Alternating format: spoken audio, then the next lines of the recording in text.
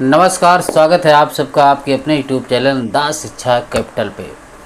तो भाई भारतीय युग, द्विवेदी युग, छायावाद, प्रगतिवाद, प्रयोगवाद और आज हम राष्ट्रीय सांस्कृतिक धारा के कवि एवं उनकी रचनाएं पढ़ेंगे।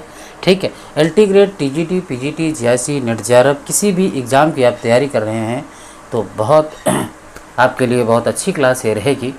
तो यह ज़्यादा बातचीत ना करते हुए हम सीधे माखनलाल चतुर्वेदी का जो समय है, आपको पता है इनका समय क्या है, 1889 और मृत्यु कब हुई थी 1968 में। इन्हीं की रचनाओं से हम लोग शुरू करेंगे, बहुत इम्पोर्टेंट है।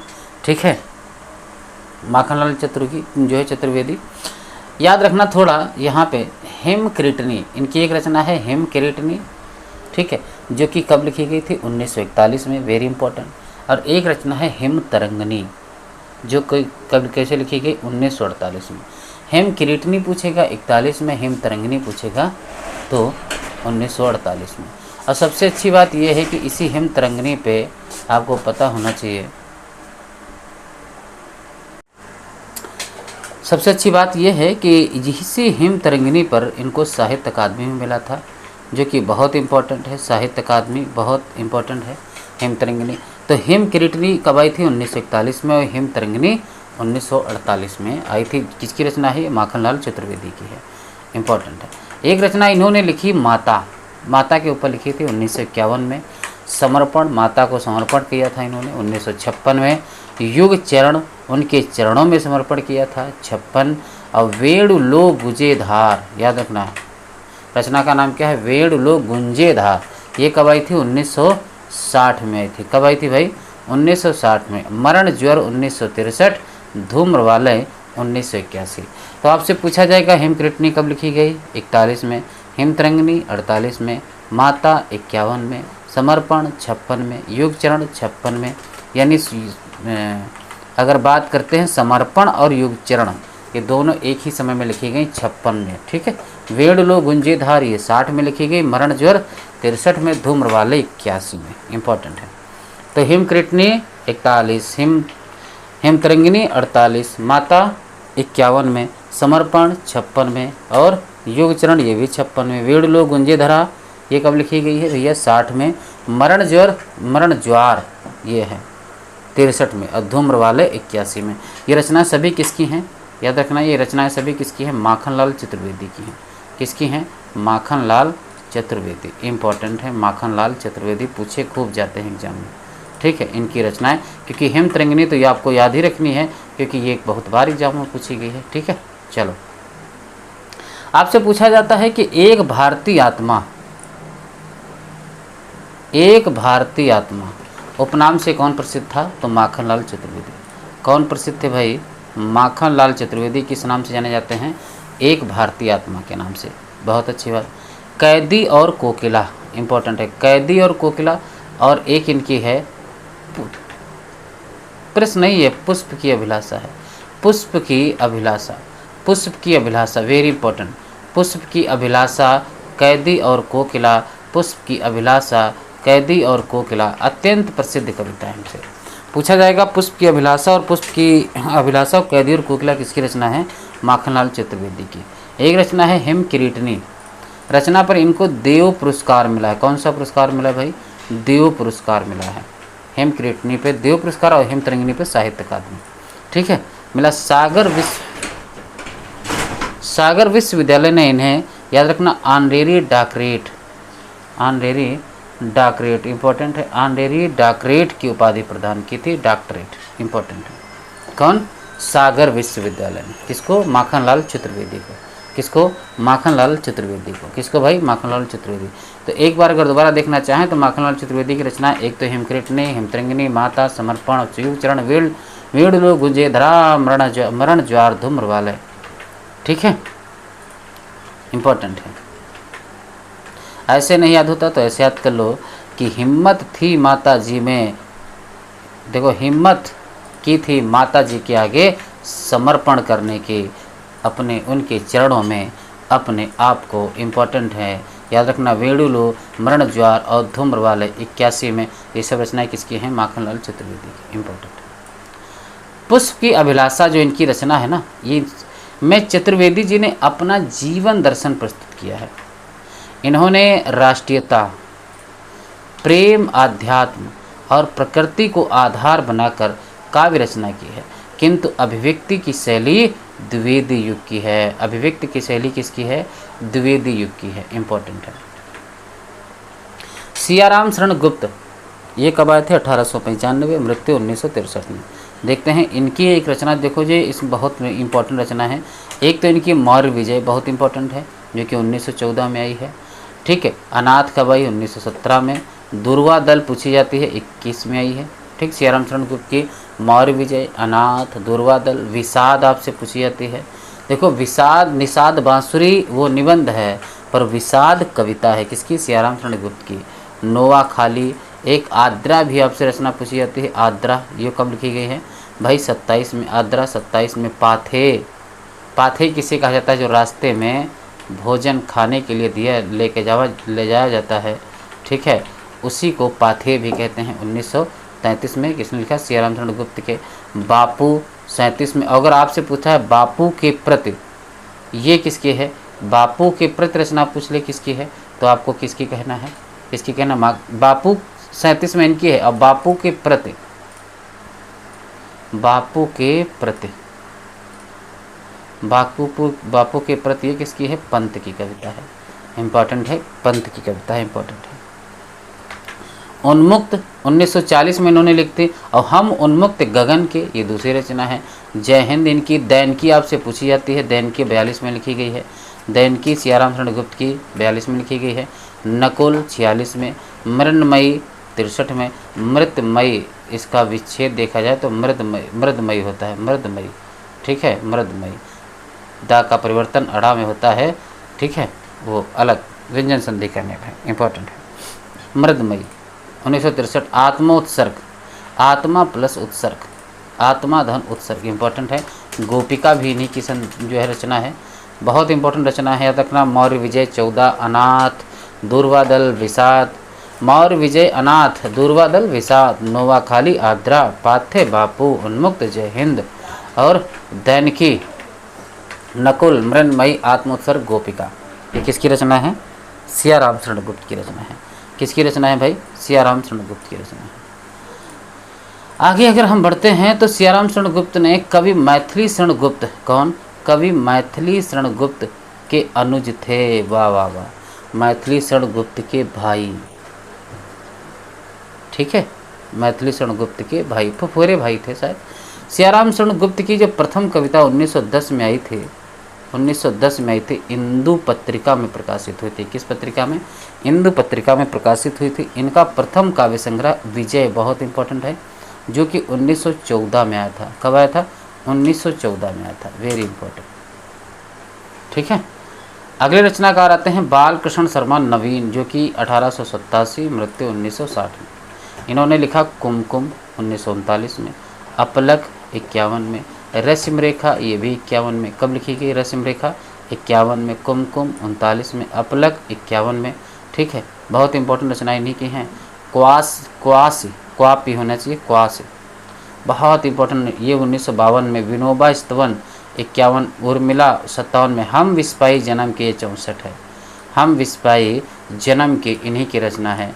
तो बालकृष्ण शर्मा नवीन की 1857 1960, कुमकुम एक कौन सी? कुमकुम 1939, अपलक 51, रश्मि रेखा 51, क्वासी 52, विनोबा स्तवन 51, उर्मिला 57, हम विस्पाई जन्म के 64 में। हम विस्पाई जन्म के 64 में। तो एक बार फिर से देखते हैं। ठीक है, बालकृष्ण शर्मा नवीन, कुमकुम रचना नहीं भूलना है, 39 में आई थी। अपलक कब आई थी? 51 में आई थी। रश्मि रेखा कब आई थी? ये भी 51 में आई थी। कब आई थी? 51 में आई थी भाई, 51 में। क्वासी कब आई थी? 52 में। विनोबा स्तवन 51 में, उर्मिला 57 में। हम विस्पाई जन्म के आपको नहीं भूलना है, बाकी बेशक कोई rचनाएं भूल भी जाओगे तब भी काम चल जाएगा। बालकृष्ण शर्मा नवीन 1897, मृत्यु 1960 में। Very important. इनकी कुछ जो है पंक्तियां भी हैं। किसकी? बालकृष्ण शर्मा नवीन की। हो जाने दो गर्क नशे में, मत पड़ने दो फर्क नशे में। क्या बात है। हो जाने दो गर्क नशे में, मत पड़ने दो फर्क नशे में। नशे में कोई फ़र्क नहीं होना चाहिए, नशा वो किसी का भी होना चाहिए, आँखों का नशा हो तब भी चलेगा, पर गर्क नशे में मत पड़ने दो फर्क नशे में। बालकृष्ण शर्मा नवीन। कभी कुछ ऐसी तान सुनाओ जिससे उथल पुथल मच जाए, पकड़ खींच तान सुनाए दो, ठीक है, उसी को क्या कहते हैं, कभी कुछ ऐसी तान सुनाओ जिससे उथल पुथल मच जाए। पंक्ति बहुत इंपॉर्टेंट है, किसकी है, बालकृष्ण शर्मा नवीन की है। किसकी है, बालकृष्ण शर्मा नवीन की। आगे आते हैं सुभद्रा कुमारी चौहान। इनका जन्म 1904, मृत्यु 1948। इन्होंने एक रचना लिखी, मुकुल, तिरधारा और नक्षत्र। मुकुल, तिरधारा और नक्षत्र। मुकुल, तिरधारा, नक्षत्र किसकी है, सुभद्रा कुमारी चौहान। मुकुल, तिरधारा, नक्षत्र, सुभद्रा कुमारी चौहान। मुकुल, तिरधारा, नक्षत्र किसकी है, सुभद्रा कुमारी चौहान। इम्पोर्टेंट। सुभद्रा कुमारी चौहान का जो जन्म स्थान है वो क्या है, प्रयागराज है। क्वेश्चन आप बना रहे हैं। सुभद्रा कुमारी चौहान का जो जन्म स्थान है भाई, याद रखना,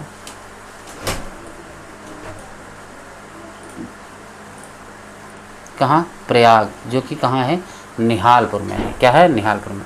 सुभद्रा कुमारी चौहान की जो प्रथम रचना 1915 ईस्वी में किसमें आई थी, मर्यादा पत्रिका में प्रकाशित हुई थी। मर्यादा पत्रिका, उनकी इंदु पत्रिका में और इनकी मर्यादा पत्रिका में। सुभद्रा कुमारी ने अपने जीवन का आदर्श, याद रखना, झांसी की रानी लक्ष्मीबाई तथा चित्तौड़ की महारानी पद्मिनी को माना है। बहुत इंपॉर्टेंट है, ठीक है। झांसी की रानी लक्ष्मीबाई और चित्तौड़ की महारानी पद्मिनी को आदर्श किसने माना था, सुभद्रा कुमारी चौहान ने। आगे अगर बढ़ते हैं तो देखते हैं कि जलियांवाला जो बाग है या झांसी की रानी, झंडे की इज्जत में तथा स्वदेश के प्रति, याद, सुभद्रा कुमारी चौहान की महत्वपूर्ण कविता है। एक जलियांवाला बाग, झांसी की रानी, झंडे की इज्जत में, स्वदेश के प्रति, इन्हीं की रचनाएं हैं। बहुत इंपॉर्टेंट। झांसी की रानी कविता लॉर्ड कैनिंग के कार्यकाल में सन 1857 ईस्वी के सशक्त विद्रोह का चित्र प्रस्तुत करने के लिए लिखी गई थी। इंपॉर्टेंट है, झांसी की जो रानी है वो कविता लॉर्ड कैनिंग के कार्यकाल में सन 1857 के सशस्त्र विद्रोह का चित्र प्रस्तुत करने के लिए लिखी गई थी। Very important. सुभद्रा जी को याद रखना, मुकुल, मुकुल के लिए याद रखना सेक्सरिया पुरस्कार प्रयाग साहित्य सम्मेलन की ओर से प्रदान किया गया था। सुभद्रा जी को मुकुल के लिए याद रखना, किसके लिए, मुकुल, सेक्सरिया पुरस्कार किसके कहाँ से, प्रयाग साहित्य सम्मेलन की ओर से प्रदान किया गया था। आगे बढ़ते हैं तो सोहनलाल द्विवेदी आते हैं। सोहनलाल द्विवेदी, इनका जन्म 1906 में, मृत्यु 1988 में। सोहनलाल द्विवेदी,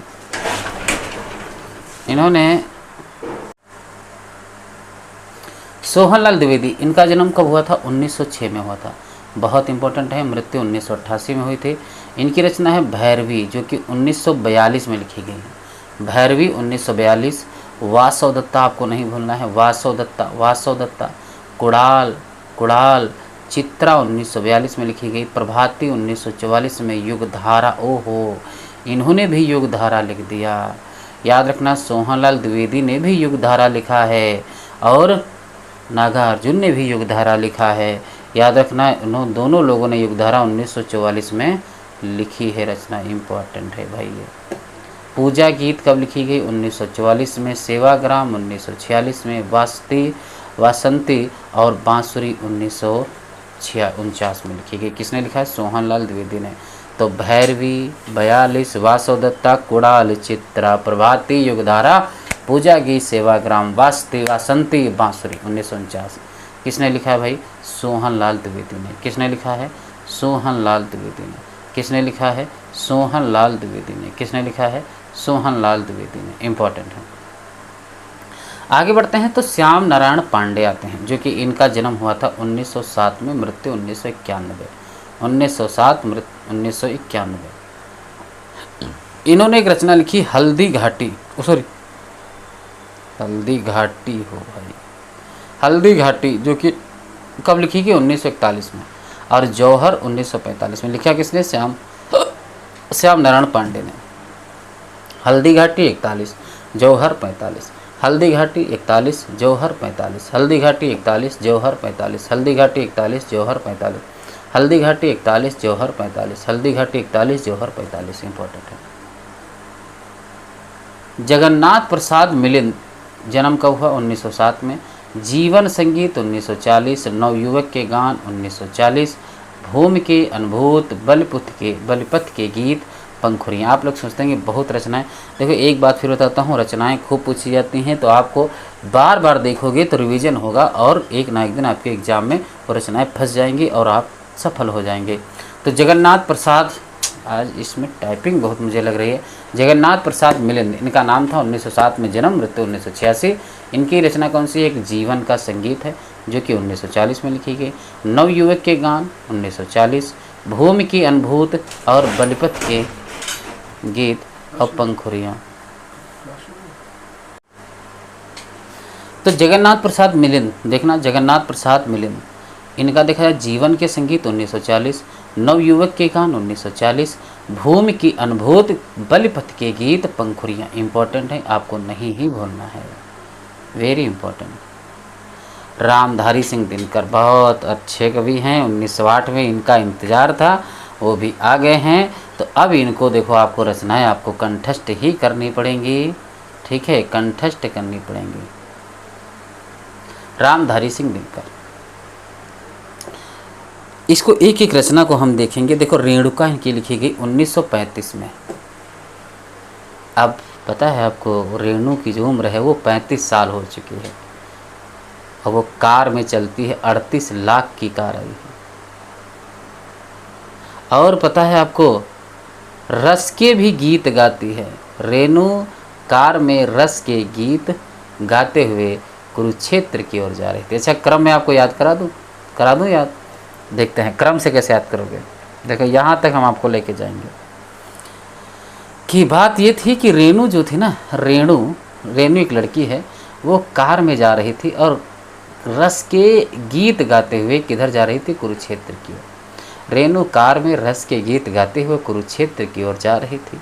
शाम थी, शाम होने वाली थी, धुआं उठ रहा था, उसकी आंखों में आंसू थे क्योंकि वो जाना नहीं चाहती थी। रेणु कार में रस के गीत गाते हुए कुरुक्षेत्र की ओर जा रही थी। शाम थी, धुआं उठ रहा था, उसके मन में, उसकी आंखों में नमी थी, आंसू थे क्योंकि वो जाना नहीं चाह रही थी। रास्ते में ना क्या हुआ, रास्ते से रसम थी, रास्ते में उसे नीला कुसुम दिल्ली में मिला। रास्ते में उसे नीला कुसुम दिल्ली में मिला। उसने नीम के पत्तों में उसे रख करके परशुराम के पास पहुँच लेके गई और उसने कहा कि मैं अपनी आंखें, आत्म समर्पण करते हूँ सब हरि के नाम। ठीक है, तो ये थोड़ा आगे से नहीं, पर इतनी क्रम से अगर याद कर लिए तो बाकी आपकी याद हो जाएंगी कि रेणु कार में रस के गीत गाते हुए कुरुक्षेत्र की ओर जा रही थी। शाम थी, धुआं हो रहा था, आंखों में आंसू थे, रास्ते में उसे नीला कुसुम दिल्ली में मिला। बस 11 रचनाएं आपको याद रखनी है, ठीक है। 1954। अब आपको हम सन के हिसाब से याद करा दें। इनकी जो रचना है रेणुका, जो कि 35 में लिखी गई है, हुंकार 38 में, रसवंती 40 में, द्वंद्व गीत 40 में। याद रखना, रेणु 35 साल की हो गई, 38 लाख की वो कार में घूम रही है और रस के गीत गा रही है, रस के गीत की गा रही है। और एक गीत नहीं, 40 गीत गा जाती है, इम्पोर्टेंट है, रस के 40 गीत गाती है।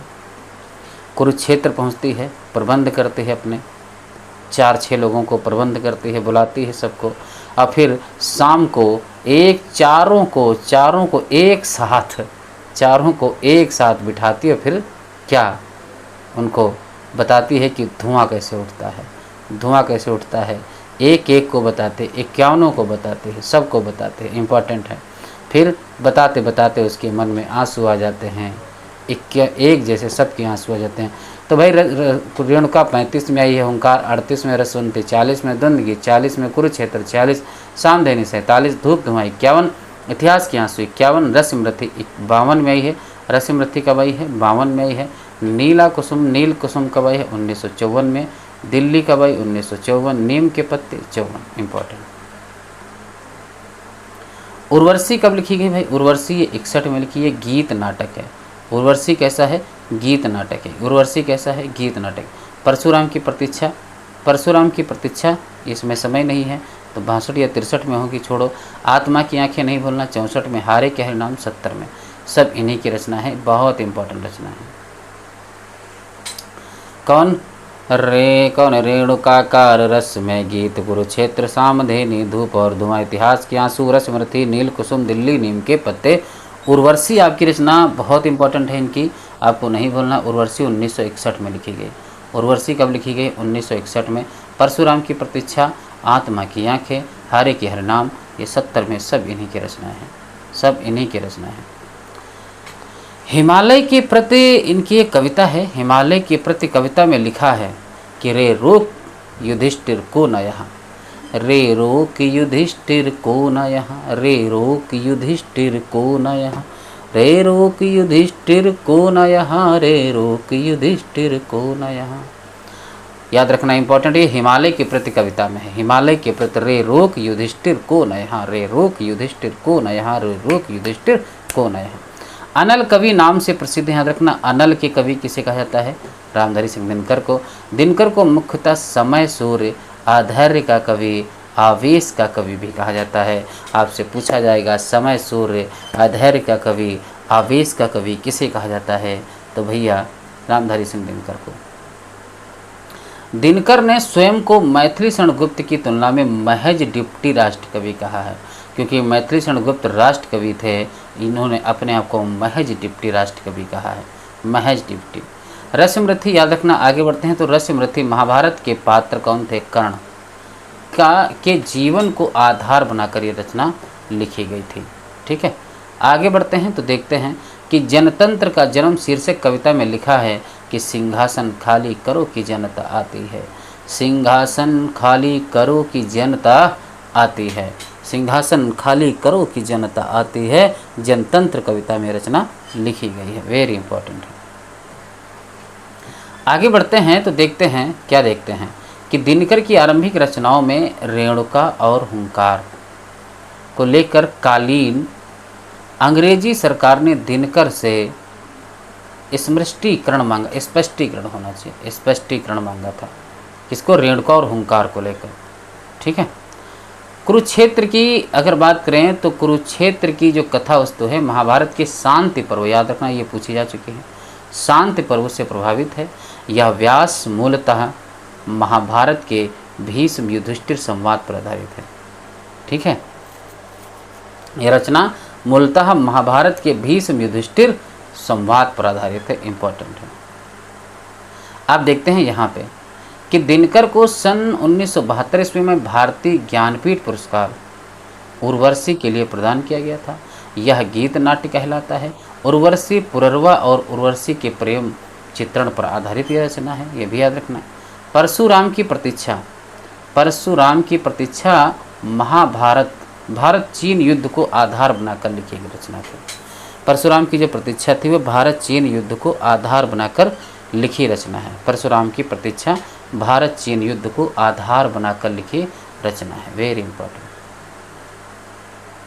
रामधारी सिंह दिनकर याद रखना राष्ट्रीय जागरण तथा भारतीय संस्कृति कवि के रूप में स्वीकृत हैं। भारतीय संस्कृति का कवि के रूप में स्वीकृति है, इंपॉर्टेंट है। राष्ट्रीय जागरण तथा भारतीय संस्कृति का कवि के रूप में स्वीकृति है। आगे बढ़ते हैं कि विजय कलातीर्थ बुद्धदेव, विजय कलातीर्थ बुद्धदेव कविताएं सांस्कृतिक महत्व को व्यक्त करती हैं। याद रखना, विजय कलातीर्थ बुद्धदेव कविताएं सांस्कृतिक महत्व को व्यक्त करती हैं, वेरी इंपॉर्टेंट है। ये रामधारी सिंह दिनकर कहते हैं कि मैं प्रयोगवाद का अगुआ नहीं पिछ लगुआ हूँ, मैं प्रयोगवाद का अगुआ नहीं पिछ लगुआ हूँ, मैं प्रयोगवाद का अगुआ नहीं पिछ लगुआ हूँ, मैं प्रयोगवाद का अगुआ नहीं पिछ लगुआ हूँ। किसने कहा था? रामधारी सिंह दिनकर ने कहा था, इंपॉर्टेंट। पंक्तियाँ देखते हैं रामधारी सिंह दिनकर की। हटो व्योम के मेघ पंथ से स्वर्ग लूटने हम आते हैं, दूध दूध ओ वत्स तुम्हारे दूध खोजने हम जाते हैं।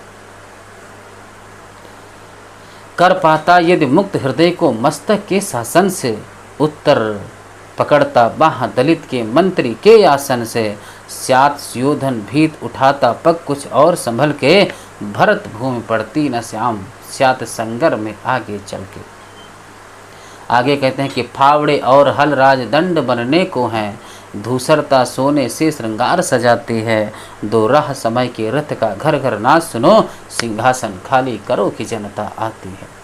फावड़े और हल राजदंड बनने को हैं, धूसरता सोने से श्रृंगार सजाती है, दो राह समय के रथ का घर घर नाच सुनो, सिंहासन खाली करो कि जनता आती है, सिंहासन खाली करो कि जनता आती है। फावड़े और हल राजदंड बनने को हैं, धूसरता सोने से श्रृंगार सजाती है, दो राह समय के रथ का घर घर नाच सुनो, सिंहासन खाली करो कि जनता आती है, सिंहासन खाली करो कि जनता आती है। बहुत निपुण। कौन कहता है कि बापू शत्रु थे विज्ञान के, वे मनुष्य से मात्र इतनी बात कहते थे। रेल मोटर या कि पुष्पक यान चाहे जो रचो, पर सोच लो आखिर तुम्हें जाना कहाँ है। ये भी पंक्ति बहुत अच्छी है कि स्वानों को मिलता दूध भात, भूखे बालक अकुलाते हैं। स्वानों को मिलता दूध भात, भूखे बालक अकुलाते हैं, माँ की हड्डी से चिपक ठिठुर जाड़ों की रात बिताते हैं। आगे, मैं उनका, बहुत पंक्ति अच्छी है कि मैं उनका आदर्श जो वे था ना खोल सकेंगे, पूछेगा जग किंतु पिता का नाम न बोल सकेंगे। रश्मिरथी की पंक्ति है, बैठे हुए सुखद आतप में मृग रोमंथन करते हैं, वन के जीवन विवर से बाहर हो विसृप्त विचरते हैं। ठीक है, तो ये हमारे थे सांस्कृतिक काव्यधारा के रचनाएं, जो कि बहुत इंपॉर्टेंट है, वेरी वेरी इंपॉर्टेंट है। राष्ट्रीय सांस्कृतिक धारा के कवि एवं उनकी रचनाएं माखनलाल चतुर्वेदी 1889। एक बार हम फिर से रिवीजन मारेंगे, ठीक है, फटाफट देखो। इनकी रचना हिमकृतनी, हिमतरंगिनी, माता, समर्पण। ठीक है, आगे बढ़ते हैं तो युग चरण, वेडलो, गुंजेधार, मरण ज्वार और धूम्रवालय। एक भारतीय आत्मा, एक भारतीय आत्मा उपनाम से प्रसिद्ध थे। कोदी और कैकला, कैदी और कोकिला, पुष्प की अभिलाषा अत्यंत इनकी प्रसिद्ध रचना है। हिमकृतनी रचना पर देव पुरस्कार मिला था। सागर विश्वविद्यालय से इन्होंने ऑनरेरी डॉक्टर की उपाधि प्रदान की थी। पुष्प की अभिलाषा में देखा जाए तो चतुर्वेदी जी ने अपना जीवन दर्शन प्रस्तुत किया है। इन्होंने राष्ट्रीयता, प्रेम, अध्यात्म और प्रकृति को आधार बनाकर काव्य रचना की, किंतु अभिव्यक्ति की शैली द्विवेदी युग की है। Very important. सियाराम शरण गुप्त की रचना देखते हैं तो एक बार फिर से देखते हैं। मौर्य विजयी अनाथ दुर्वा दल विषाद, नोवा खाली करो, नोवा खाली आद्रा पाथे बापू। ठीक है, सियाराम शरण गुप्त। उन्मुक्त, जय हिंद दैनिकी, नकुल मृणमयी, आत्मोत्सर्ग गोपिका, किसकी हैं सब? सियाराम शरण गुप्त की रचना है। सियाराम शरण गुप्त मैथिली शरण गुप्त के छोटे भाई थे। इनकी प्रथम कविता 1910 में इंदु पत्रिका में प्रकाशित हुई थी और इनका प्रथम काव्य संग्रह विजय 1914 में लिखा था। बात समझ में आ गई? बालकृष्ण शर्मा नवीन आते हैं, ये कहते हैं कि अगर ऐसी बात है तो मुझे सुनो, मैं कुमकुम लगाता हूँ अपने पलकों पे, तुम देख लेना मेरी रेखा को कैसे देखोगे, विनोबा को पूछ लो, उर्मिला से पूछ लो, हम विस्पाई हैं जन्म के। याद रखना, नवीन की रचना है, वेरी इंपॉर्टेंट है। पंक्तियाँ हमने कहा कि कभी कुछ ऐसी तान सुनाओ जिससे उथल पुथल मच जाए, बालकृष्ण शर्मा नवीन। सुभद्रा कुमारी चौहान की बात करेंगे तो इनकी रचना मुकुल 1930 में, तिरधारा नक्षत्र, मुकुल तिरधारा नक्षत्र 1930। सुभद्रा कुमारी चौहान का जन्म स्थान प्रयाग निहालपुर में है। सुभद्रा कुमारी चौहान की प्रथम रचना, याद रखना, 1915 मर्यादा पत्रिका में प्रकाशित हुई थी। सुभद्रा कुमारी ने अपने जीवन का आदर्श झांसी की रानी लक्ष्मीबाई तथा चित्तौड़ की महारानी पद्मिनी को माना है। Very important. जलियांवाला बाग, जलियांवाला बाग झांसी की रानी झंडे की इज्जत में तथा स्वदेश के प्रति आज सुभद्रा कुमारी चौहान की महत्वपूर्ण कविताएं हैं। झांसी की रानी कविता लॉर्ड कैनिंग के कार्यकाल में सन 1857 के सशस्त्र विद्रोह का चित्रण प्रस्तुत करने के लिए लिखी गई थी। इंपॉर्टेंट है। सुभद्रा जी को मुकुल के लिए शिक्षरिया पुरस्कार और प्रयाग साहित्य सम्मेलन की ओर से प्रदान किया गया था। सोहनलाल द्विवेदी, सोहनलाल द्विवेदी, इनका जन्म कब हुआ था भाई? इनका जन्म कब हुआ था? 1906 में हुआ था, मृत्यु 1988 में। इनकी जो रचना है, एक तो भैरवी है जो कि 1942 में लिखी गई, एक वासवदत्ता, कुणाल, चित्रा, बहुत ज़्यादा इंपॉर्टेंट रचना है इनकी। कौन सी? चित्रा और प्रभाती 1944, युग धारा 1944 और पूजा गीत 44, सेवाग्राम 46, वास्ती और अगर देखते हैं तो बांसुरी 1949 में इन्हीं की रचना है। आगे बढ़ते हैं तो श्याम नारायण पांडे, इनका जन्म 1907 में हुआ, मृत्यु 1991 में। इन्होंने हल्दी घाटी लिखी है, हल्दी माटी नहीं, हल्दी घाटी 41 में, जौहर 45 में। वेरी इंपॉर्टेंट रचना है। जगन्नाथ प्रसाद मिलिंद ने भी लिखा है, जगन्नाथ प्रसाद मिलिंद 1944 में उन्होंने जीवन संगीत लिखा, नवयुवक के गान 1944, और भूम की अनुभूति, बलपत के गीत और पंखुड़ियाँ। ठीक है, ये पढ़ा। अब रामधर सिंह दिनकर के देख लेते हैं, इंपॉर्टेंट इनकी रचना देखते हैं, इंपॉर्टेंट है भाई। ठीक है, इनकी रचना एक तो रेणुका 35 में, हुंकार 38 में, रसवंती 40 में, द्वंद्व 40, कुरुक्षेत्र 46, सामधेनी 47 में लिखी गई है, और धूप और धुआं 51 में, धूप और धुआं 51 में, इतिहास के आंसू 51, रसमृति 52, नील कुसुम प्रिय 54, दिल्ली 54, नीम के पत्ते 54। वेरी इंपॉर्टेंट है। उर्वशी 61 में, गीत नाट्य है, परशुराम की प्रतीक्षा इसमें समय नहीं है तो हटा दीजिए। आत्मा की आंखें 1964, हारे के हरनाम 1970। किन्हीं की रचना है, इन्हीं की रचना है। ठीक है, याद करने का एक तरीका भी है कि रेणु कार में रस के गीत गाते हुए कुरुक्षेत्र की ओर जा रही थी। रेणु कार में रस के गीत गाते हुए कुरुक्षेत्र की ओर जा रहे थे। शाम थी, धुआं उठ रहा था, आंखों से आंसू बह रहे थे। रास्ते में उसे नीला कुसुम दिल्ली में मिला था। बस इतनी बात याद रखना। हिमालय की प्रति कविता में इन्होंने लिखा था कि रे रोक युधिष्ठिर को न। यहाँ इंपॉर्टेंट है। अनिल कवि किस नाम से प्रसिद्ध, इनको अनिल कवि के नाम से भी प्रसिद्धि मिली थी।